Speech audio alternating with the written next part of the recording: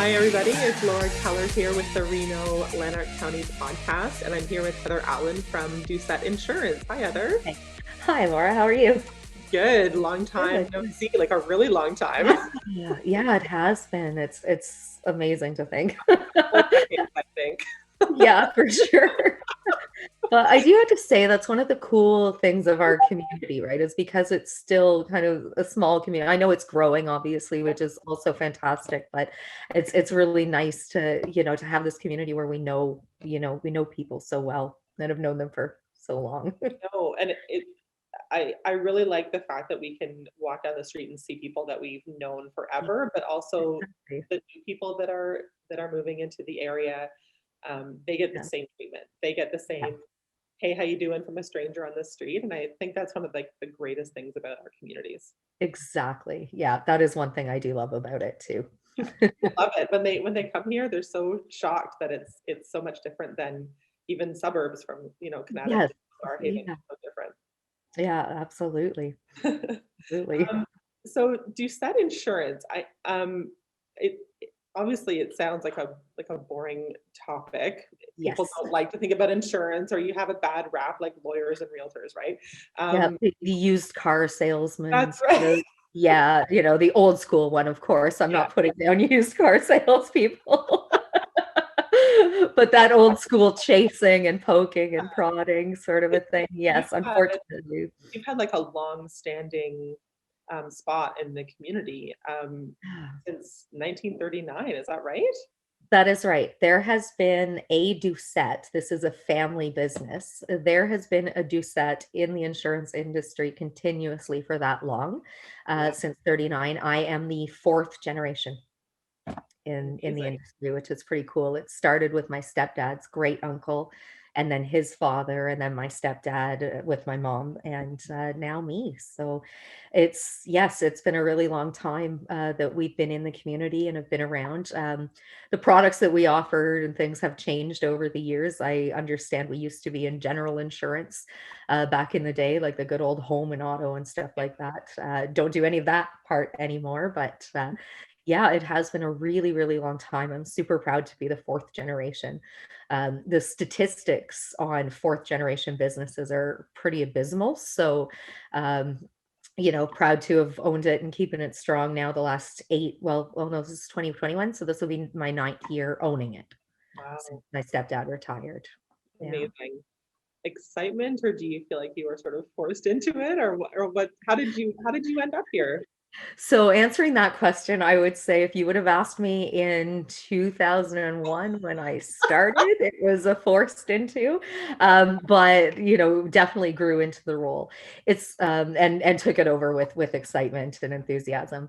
It's kind of funny because I obviously never considered getting into the insurance industry. My stepdad and my mom, when I was in high school, going to good old CPHS, they kept saying, "Oh, you should get into the insurance industry. It's actually really fun and everything." And I remember sitting across the dinner table like, "No, I'm not getting into insurance. It's boring. It's not fun. I'll never do that." Right. Um, and I went to Algonquin College. I studied something that has absolutely nothing to do with insurance in and of itself. But ironically, I did have to take some psych courses in what I was taking. And I will admit that's obviously helped me a little bit in terms of the sales aspect of what I do. But yeah, it was just kind of one of those things where the industry that I was going to go into, you had to do a whole lot of casual part-time work to get into it. I did have two jobs in the industry. This is again going back to 2001 when I graduated Algonquin, and they just couldn't guarantee hours. And then both of the jobs doubled my hours and things, but I still wasn't getting enough work. So Rick, my stepdad, had approached me and said, why don't you come and work for me, even just part-time, just to help pay off your debts from school and everything. I need someone to help me in the office. And I went, well, money is money. So yeah, I took it on, and then he just, yeah, it just sort of rolled on from there. I wasn't getting enough work in my field. I was enjoying insurance, as it turned out. Shh, don't tell anyone. you know but I guess 20 years later I must be enjoying it, right? So yeah, so there is that. And Honestly, it was really, really cool. I got licensed after a year.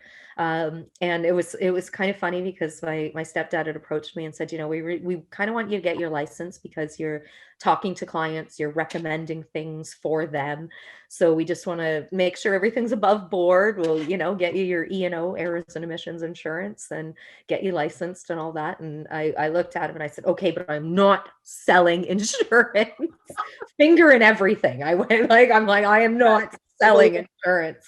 I'm like, I like what I do. That's enough. And we had someone working for us at that time around 2003. Unfortunately, she didn't work out. Mhm. And, it was one of those, as my stepdad called it was a career adjustment one Friday afternoon that Right. she got. And he called me into his office after she left, and he looked at me and he said, I've got appointments next week. She had appointments next week, and you're licensed, so you're going to have to take her appointments. Wow. So you're sort of And just thrown into it. I kind of went, but I don't know how to sell. And he's like, the product, just go talk about the product. And I went into my first meeting with a prospective client and I sort of said, okay, well, here's what they cover on the Chambers plan. And they said, okay, great. So how do we get this going? And how do we sign up, or how do we start? I went, well, we do these forms. Right? They're like, okay, great, let's do them. Let's get it going. I'm like, oh, okay, that wasn't so bad. So that was my foray into, yes, into even selling. And then they decided to retire in 2012, my mom and my stepdad. So the plan was, obviously, we'd been building towards me taking it over anyway. So, for several years, even before that, I was doing the payroll and financing and Yeah. marketing and all that kind of stuff. So, Right. Right. yeah, jack of all trades, master of none. That's right. I No, have not to do really. that for a second, but Yeah. definitely a I lot I of say that, but I should also say that with that, I do have an internationally recognized, designation called the Certified Employee Benefits Specialist designation. There's only about 1,200 Canadian brokers in the country that have it, and it's, like I said, it's internationally recognized, so it's specific to employee benefits, which is what I really do specialize in. right. Right. Yeah, yeah. So along with that, talking about your first client and how do we get started, I assume a lot of what you're doing is education, because most of It, us who are not in the industry really have no idea what what you do or what's offered, or that's like what do right. you find the most common question is that you're getting when you're meeting with Yes. people? So, for people that don't have insurance already and are really just getting into it, of course, the most common question is, can I get a ballpark quote? Right. Yeah. Short answer is no. Yeah, of course. Um, yeah, it's so funny. People don't realize, and why would they? They're not in the industry. They don't know. There's so many factors that go into pricing of a benefit plan, including the demographics of the company. So how many employees, the ages of the employees, who's single, couple, family. Um, as well as the industry that they're in. And then, of course, there's the whole question of benefits and what they want. And obviously, if you want a Cadillac plan, you're going to pay a Cadillac price. If you want the old K car plan, or, then Yeah. that's the price. So, I know that people can find it overwhelming if they start to look into this by themselves. And, if there's any advice I could offer, it's you need to have a broker, someone like myself that can turn it into English for you.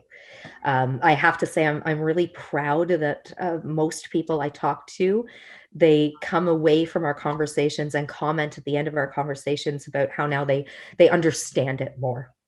And that they had no idea what all went into it. And the idea, though, is that I walk you through the process. Like, for instance, there's over 30 healthcare options and over 30 dental options to choose from. Well, that's a lot for someone if they're trying to do it by themselves. It's a lot easier to talk to me, have a short conversation about what your needs are, what your company looks like, what you want to provide to your employees. I can narrow it down to about 4 different options, and let's talk about those instead Yeah. of 30, you know? Well, it can Yeah. be intimidating, coming into a conversation with someone like you, or especially if they don't know you, Yes. where, Yeah. small business owners, they just want to do the job, right? They That's just want to right. do what they're doing and not have to worry about all the other stuff that's up here. That's right. They have their business to run. And, that's the other thing I like to tell my clients. It's my job to know insurance. It's your job to run your business. So any questions, call, email, whatever's easier. We have all sorts of ways to get in touch, especially these days. And, just reach out because I will help you through it. I will walk you through it. And, we're not the company that's going to just sign you up and forget about you. That's just, especially where benefits are concerned, that's just not the type of thing you can do, especially these days with the pandemic and COVID going on. I can certainly say that the vast majority of the questions I received right when the lockdown happened were from clients saying, am I still covered? Do I still have a plan? I have many clients that travel for work. I can tell you probably a dozen clients were stuck in the States when they were talking about border closing. And, so then it's the calls like, okay, if they close the borders and I can't get home, am I still going to be covered? How is this all going to work? And that's a lot of anxiety for a person to carry with their own uncertainty of their own business and what the lockdown's going to look like for them. So, that's why we're here. That's why you should have a broker for you. So you don't call the 800 number and be stuck on hold for 2 hours and then talking to someone who doesn't really know you. Yeah, Yeah. that's just it. I think people underestimate the personal service they get with a small company like Yes. yours. Um, Yes. and small only in the fact that you're just, a couple of people, but Yeah. you have Yeah. access to so much information and Yes. so It's just many extra things that none of us would ever have. I have, despite the fact that admittedly my company is myself and my assistant Jen, who, does a lot of the service work, not all of it, of course, because there are certain things that are a little bit more sensitive that I definitely need to be involved with. And I don't shy away from doing that either.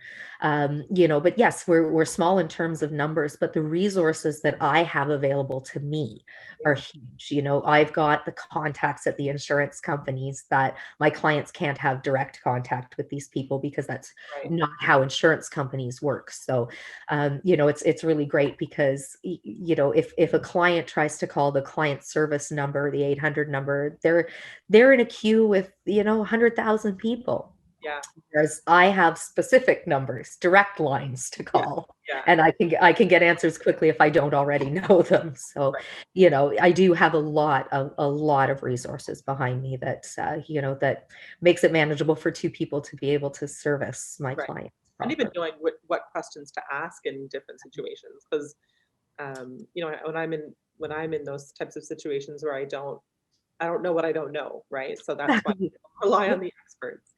Yeah, absolutely. That's absolutely the way it should be. Yeah. I I don't look at, and I know with your business, I don't look at a house and pretend to know what it's worth or what I should be paying for it or, Yeah. some of the considerations. And I would definitely rely on you to help me out with that. Yeah. So It's funny, I get calls sometimes where people say like, "Oh, I live in this neighborhood. What do you think my house is worth?" And I'm thinking, "What?" that's like my ballpark figure. All the range here. Yeah, exactly. Yeah. No, I always love that. And when I do have clients ask that, because of course they want to know, right? It's a budget is huge. Yeah. I mean, it's huge for a small business in Yes. a normal time period. Then you throw this pandemic on it and budget becomes even bigger, right? Yeah. Even bigger. They have to watch their pennies. They have to know what's coming in and what's going out, and they have to try to manage that. And it can be very, very difficult with uncertainty like this. So the again, yes, the resources that are there and all of that are amazing. And honestly, yeah, we can help them out through that. And again, I love that ballpark figure question because Yeah. I try to bring it back to the client and their industry. And like if I'm talking to someone who sells cars, I'd be saying, that'd be like me saying to you, I'd like a car, but I'm not going to tell you make, model, options if I want a new car or a used car or a minivan, and then you think about it, you can go on Kijiji and buy a used car for a couple $100, or if you want to, you can buy a Maserati. Yeah. for 100,000. So there's your ballpark. Yeah. Range is big. And it sounds like it's a lot of problem solving for you, right? Where you're Yeah. trying to solve a puzzle that doesn't have Yeah. a picture or anything. Like you really Yeah. have to put it together.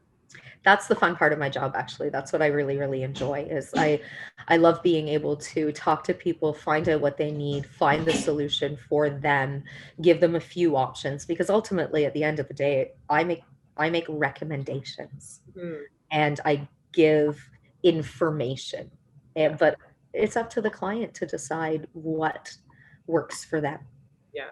But And that's what hopefully after talking to me, they're doing it with a bit more information, a bit more of an and educated. that's sort of how your business runs, right? You're more service focused than sales focused, right? I shouldn't say that. I You am sales gotta make some focused as money, well. but Yeah, no, I am sales focused as well. However, I don't drop my clients when I sign them up. I really don't. And again, with the resources behind me and the technology these days, it's so easy to be able to manage my time effectively between sales and service. Yes. right, right. Yeah, that's so important. And it has a lot to do with the community, right? Because you're so entrenched in the Lanark County area. Yeah. Um, Yep. and and Well, one of the insurance things since 1939.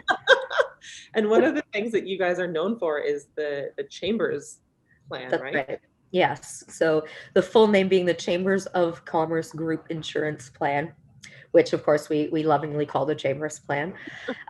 So what's really cool about this product is I am the exclusive representative in the area for this product. So there's no other broker here that can offer that. So, I am a broker in the sense that I have contracts with everyone.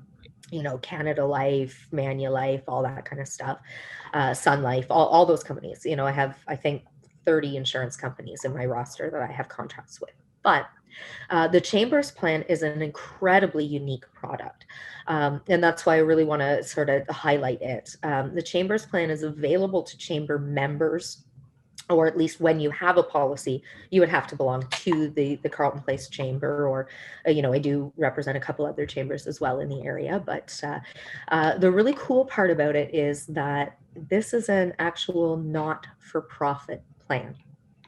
Wow. Yeah. No insurance company makes money off this policy, which is really amazing. So it's when they set their rates to cover, it's strictly to cover their claims and administrative costs. They don't build anything extra into it, which is amazing. Wow. And especially for small business, right? Because you don't want to be paying a whole bunch of premiums to an insurance company that pays their CEO like hundreds of thousands of dollars and maybe compensation up to $1 million a year. Mm. That I have clients that will argue with me all the time if they're with a traditional carrier. They're like, my premiums are paying for that, And then I laugh when their claims are higher than their premiums and think, Right. but that's a whole other story. Oh, the joys of being a broker. No, I do love it though. But all that to say that yes, so it's actually a not-for-profit plan, which of course is the only one in the country that does that. The other thing is that it is a fully pooled plan. And a lot of people kind of go, what's that? So what that means is what a traditional insurance company will do is every year they will send the broker a report that shows what they collected in premiums, what they paid out in claims. Then they factor in things like, well, the dental fee guide's going to go up by 5% in Ontario next year, and we expect your medication costs to go up. Just basically inflation, right? So then they sort of target for inflation, and then they spit out new rates every year.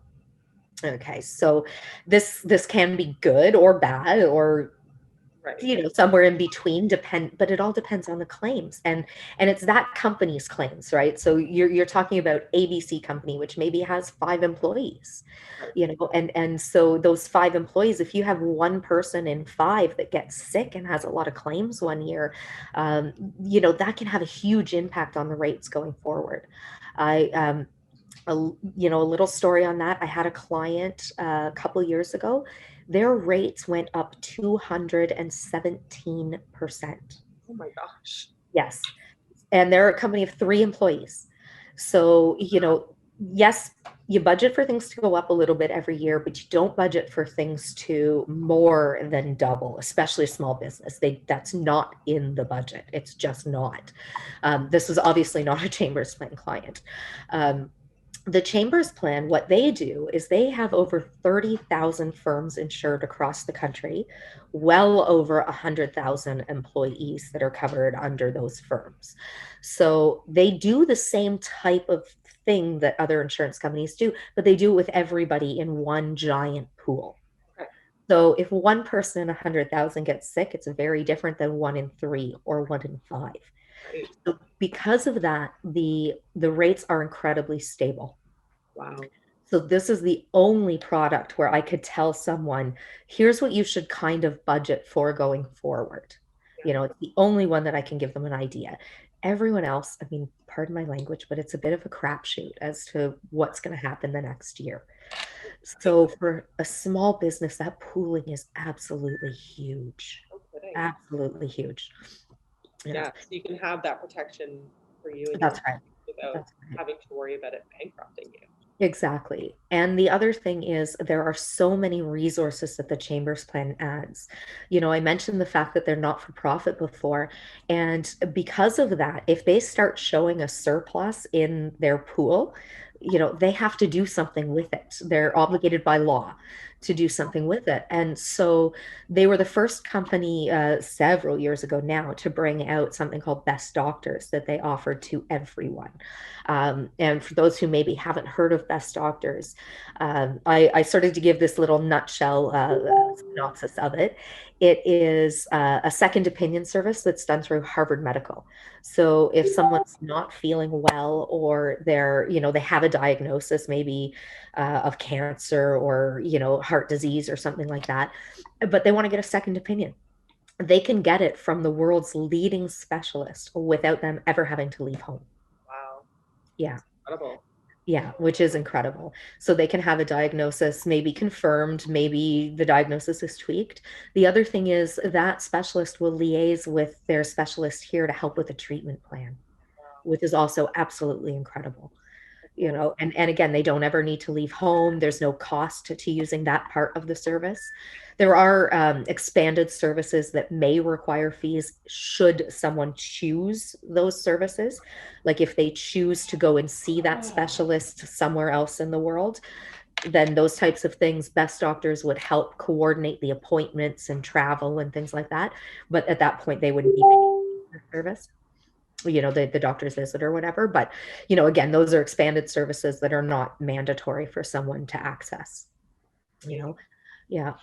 And they were also the only company a couple of years ago to bring out business assistance services. And business assistance services, again, a nutshell sort of synopsis of it is that it offers up to 9 hours per owner and manager in a company of legal, HR, and accounting advice. Wow. Which is huge. That's significant. Yeah. It's really, really huge because a small business of, 3, 5, maybe even up to 10 employees probably doesn't have an HR department. No. The owner is the HR department, the finance department, the legal department, the janitor, everything. And they probably don't have training in half those things, They know their product, they know their business and what they're doing, but sometimes you can start having an issue with an employee and you're not quite sure how to deal with it. Yeah. Calling an 800 number and talking to an HR professional on how to deal with it. I've actually used it a couple times in the last couple of years. I had an employee with me that I needed to significantly restructure her duties, and I was going to be restructuring her compensation. Yeah. For those who do employ people, they know there's this lovely thing called constructive dismissal, which I didn't want to be sued for. So constructive dismissal is where you don't actually fire the person, but you've changed what they do so much. It's essentially like you fired. Right.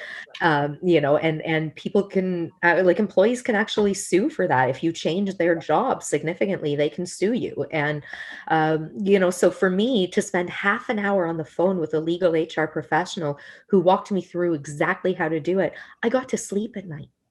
Yeah, for sure. which was absolutely incredible because I thought, for the sake of half an hour. It's such a big weight lifted. That's a great Huge. resource. Yeah, just a huge resource. And of course, all the health and wellness information and the Chamber's plan has been amazing about providing COVID information and things like that for clients in very easy ways to understand. And Yeah. yeah, Have you yeah. seen a big impact of COVID on what you're doing, or is it just more answering questions? More answering questions than anything else. In terms of impact, I mean, obviously, when the lockdown happened, sales stopped, new sales. Anyone I was talking to was saying, yes, we are interested, but we want to wait to see how this shakes out first. Yeah. Completely understandable, Yeah. so nobody was really focused on sales last year, which is absolutely fine. So we were certainly more service oriented then. I would say that actually in the fall, things started to pick up a little bit. Right. And obviously trying to be very optimistic about the future and hoping that things with the vaccines that are hopefully going to be coming out soon. Again, we won't get into that, but with all of that stuff coming into play, and businesses just do seem to be a little bit more active. And I don't know what you've experienced in your conversations, but people do seem to be more hopeful. I think this second lockdown, they certainly seem to have a better understanding about what it is, what it looks like, how they can cope with it because they kind of done it before, and things like that. So I think this time around, it's been harder perhaps for finances for companies, a little easier to deal with in terms of what it looks like and what to expect, Yeah. Sure. Yeah. I also noticed on your website that you have a positive space icon for the LGBTQ plus community. Absolutely. What prompted you to To get that, or to be inclusive of everybody? Well, I've always grown up with friends that were, I've had gay friends, lesbian friends. I have a friend who's transgendered. I've never just had an issue with it. And I do have several clients in that space, and they have all actually talked about how fantastic it was to work with me, which, I'm not really good necessarily at tooting my own horn, but they just said it was just so refreshing to have someone who wasn't weird about it, like didn't have a face on, I guess, when they were asking about, hormones for someone who is in the middle of transitioning and things like that. I'm not embarrassed by terminology. I'm not embarrassed by what they're going through and things like that. So they've just been, I think they're fabulous, and they're people like anyone else. Right. They deserve respect. They deserve they deserve to have a positive space and to know that they're not going to be judged, Especially because in a of small who they community where everybody knows everybody. It's nice to know that small businesses and absolutely small businesses as well are accepting of everybody and believe that everybody deserves the same treatment, right? I think that's so of important. course. Yeah, no, of course, everyone does, no matter where they're at in life. Yeah, right. Everyone deserves respect. Another thing people may or may not know about you is that you are a spin instructor. Yes, I do have a bit of a reputation as that. It totally fits your personality. Thanks. It's so funny because that was one of those things I fell into as well. It was kind of funny because I'd been working out at, if I may, Heritage Fitness. Got to give them a little plug. Love them. I've been working out there, and I'd been taking spin classes like pretty much religiously. I was at that point in time doing like 14 hours of spin a week. I just I loved it. I love it. I absolutely love it. And I wanted to learn more for myself to enhance my own workouts. So how it all came about was I went and got my certification to become an instructor, only for the knowledge. I didn't, yeah, I know. I totally didn't intend on actually instructing at all. And the funniest part was, so I did this certification, and I think I got it finalized in September of about 5 years ago. And the other spin instructors, Dr. Stephen Walker and his lovely wife, Diane Walker, they were going on vacation shortly after my exam. didn't know this at the time. So it was really funny. They, they said, "Oh, well, why don't you do a cool down for us one night?" And I said, "Well, okay, sure." And then it's, "Well, why don't you do the warm up for us?" I said, "Okay." And then Diane says, "Well, why don't you teach the second half of the class this night and stuff?" I went, "Okay." And then it was, "Yeah, you were great. We're going to go on 2 weeks vacation." So can you sub for us? And luckily the gym was incredibly supportive of me, subbing for them at that time. And it didn't take long that I was then sharing a class with another lady. So we'd switch off on Wednesdays. I would instruct one week, she would instruct the next. And then it became, she sort of, decided to stop instructing for a while. She wanted a break. So then I got the Wednesday class.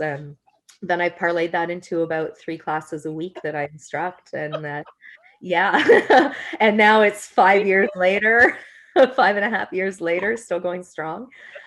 It was kind of natural for me though, because I've always had a love of music. Right. And it's so funny because even being born when I was born, I grew up in a household where music was always on. My mom always had like 50s, 60s, and 70s music going on. One of my best friends, Deanna, she always joked that she would, sleep over on Saturday nights and she'd sleep on the floor next to my bed. And the stereo, the home stereo was right underneath her. So we would wake up like every Sunday morning to the oldies show. So Right. fun. Yeah, Casey Kasem back in the day, doing the oldies show. So she'd wake up with the music like coming through the floor in her ears. So, even before I'd started instructing, I'd amassed an iTunes library of, at that point, over 12,000 songs. Now I'm over 15,000 songs. So getting the music together for a spin class became so easy. Easy. Yeah. That's so fun. Yeah, for sure. For sure. And I do have an absolutely lovely following that, beautiful people that get up at like to go to my 5:45 a.m. classes twice a week. So yeah, That's yeah, early. hardcore. It is. Hardcore, and I love it. Good for you. Yeah. As we're sort of coming to a close here, our half hour is going by so quickly. Amazing. I have a couple of rapid fire questions for you that I'm asking everybody. All right. They should be pretty easy to answer. First one is, what is your favorite hidden gem in Lanark County? Oh. Could be, somewhere where you go in nature or a store, a restaurant. Well, I would have to say that it was St. James Gate with my mom. Yeah. Yeah, she and I used to, we used to haunt that place several times a week. Yeah, that was an amazing place. It was, yeah, Had to see definitely it go for sure. Yeah, for sure. And then the second one is, what is the best piece of advice someone gave you? Whether it's personal or business or whatever. Yeah. Oh, that is a good one. So the best piece of advice that I got was from my stepdad shortly after I started. And it would have been within my personality anyway, but it's certainly something that resonated, and it was always do right by the client. I've actually had people where I've recommended they stay where they are because it is the best option for them. And I have no trouble doing that because I've always viewed it that if I give someone bad advice or I don't give them the product or whatever that they need that suits them, they're not going to be a long-term client anyway. Yeah. You know what I mean? It's not going to last. So, what would it be? A bit of a short-term gain for me? Right. Not worth it. Not worth it. So no, I'll always do right by the client. Yeah. That's so important that's the It focus. is. Yeah, absolutely. Well, it's been so nice talking with you, Oh, Heather. it's been great catching up with you all at too. the same time. Yes, for sure. We'll have to do it again in person when we're allowed. Yes. Yeah, I would love that. Absolutely. Well, thanks for joining us here on We the Lanark County podcast, and we will see you again. My pleasure. Thanks, Laura. Bye. Bye.